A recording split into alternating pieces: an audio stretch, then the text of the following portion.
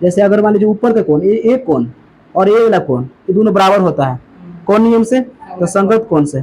संगत कोण से बराबर होता है। देखो क्या दे दिया है कि बगल के चित्र में त्रिभुज एबीसी के बाह्य शीर्ष कोण का अर्धक आधार के समांतर है। देखो पहले इसके लिए फिगर हम लोग ड्रा कर लेते हैं।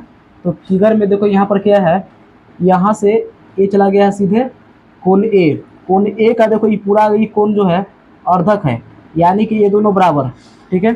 अच्छा यहाँ पर सी हो गया और यहाँ पर क्या हो गया, बी हो गया। तो त्रिभुज एबीसी के बाह्य शीर्ष कोण, तो बाहरी देखो ये शीर्ष कोण ए हो गया, शीर्ष कोण के बाहरी शीर्ष कोण जो हुआ अर्धक आधार के समांतर है। आधार के समांतर यानी कि ये वाला जो लाइन जो है ना बीसी के समांतर हो जाएगा। आधार बीसी हो गया तो बीसी के समांतर हो गया। यहाँ तक क्लियर है। तो निम्नलिखित में कौन सत्य है? निम्नलिखित में कौन सत्य है, माने कौन सत्य होगा? ऑप्शन दे दिया है ए बी बराबर बी सी, ऑप्शन बी में दे दिया है ए सी बराबर बी सी, ऑप्शन सी में दे दिया है कि ए बी बराबर ए सी, और ऑप्शन डी में दे दिया है इनमें से कोई नहीं। इनमें से सुनना है हम लोग को सत्य। सत्य कौन होगा? तो देखो तो ए लाइन जो है तुम लोग को दिख रहा है यहाँ पर बीसी और ए लाइन, मान लीजिए यहाँ पर हम लोग डी दे देते हैं, ए डी और बी सी समांतर, ठीक है ना। हालांकि इसमें तुमको नहीं मिलेगा कि ए डी समांतर है बी सी के, हम लोग सिर्फ इसको मान लिए हैं कि यहाँ पर डी है ताकि ए डी समांतर बी सी ए हो जाए, ठीक है। ये दोनों बराबर है, ठीक है।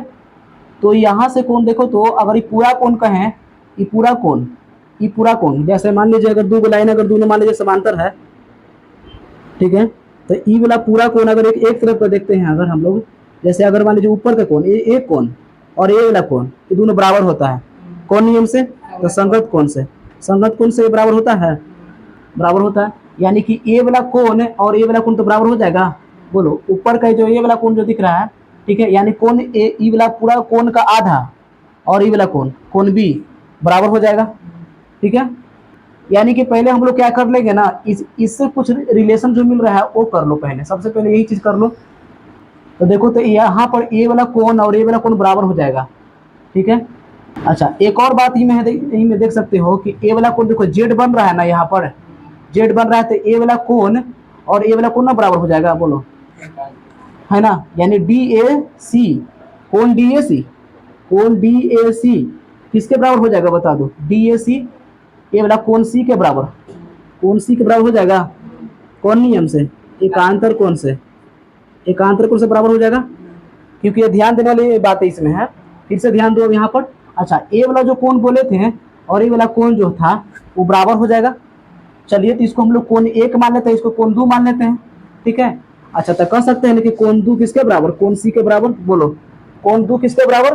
कोण सी के बराबर कह सकते हैं इतना, क्योंकि एकांतर कोण से ई वाला देखो जेड बन रहा है ना, आई समांतर ही था, तो ई वाला कोण आई कोण बराबर हो गया। यहाँ तक क्लियर? तो कोण दो किसके बराबर? कोण सी के बराबर हो गया। अब देखो यहाँ से कोण ए की कोण बी के बराबर हो जाएगा, काहे कि देखो तो वहां भी समांतर ना है, ए डी समांतर बी सी है। जब ए डी और बी सी अगर समांतर रहेगा तो ऊपर वाला कोण यहाँ भी ऊपर वाला है। जैसे मैं अभी यहाँ फिगर लेके बताए थे ना यहाँ पर कि अगर ई वाला कोण ई कोण देखिए ये होता है कौन? संगत कोण होता है ना। तो उसी प्रकार से हम कह सकते हैं कि कोण एक और कोण बी बराबर, ठीक है। क्लियर यहाँ तक? कौन नियम से? संगत कोण से। संगत कोण से बराबर हो सकता है। यानी जो जो बातें हम लोग को मिल रहा है यहाँ से हम लोग ले रहे हैं, ठीक है ना। और उसी से हम लोग को पता चलेगा इनमें से कौन बराबर होगा। ये सब थोड़ी ना बराबर होगा, मतलब कोई जरूरी नहीं कि ए बी बी सी भी बराबर। खाली बात में कहाँ दिया जाता, कुछ ज्यादा कुछ तो दिया नहीं है, सिर्फ यही दिया है कि ए वाला कोण ए कोण बराबर है, बस इतना ही ना। यानी लिख सकते हैं हम लोग कि कोण एक और कोण दो क्या है? बराबर है। इतना कोई दिक्कत नहीं, कोण एक और कोण दो बराबर है। चलिए अच्छा ये पहले ही हम लोग लिख लिए हैं। अब देखो तो इसको फर्स्ट मान लो और इसको मान लो सेकंड। तो बोलो तो समीकरण फर्स्ट और सेकंड से, समीकरण फर्स्ट और सेकंड से कह सकते हैं कि कोण दो और कोण एक बराबर ना है।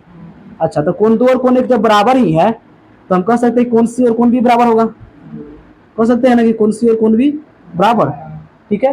तो कोण सी और कोण बी बराबर हो गया बस। तो बताओ तो कोण सी और कोण बी बराबर अगर हो गया तो त्रिभुज में याद करो, किसी भी त्रिभुज में अगर बराबर कोण के सामने बराबर भुजा होती है तो कोण सी के सामने भुजा कौन हो गया? ए बी, और कोण बी के सामने कौन भुजा? ए सी। यानी कह सकते हैं कि ए बी बराबर हो जाएगा ए सी। क्लियर? ए बी बराबर ए सी, यही हो गया आंसर।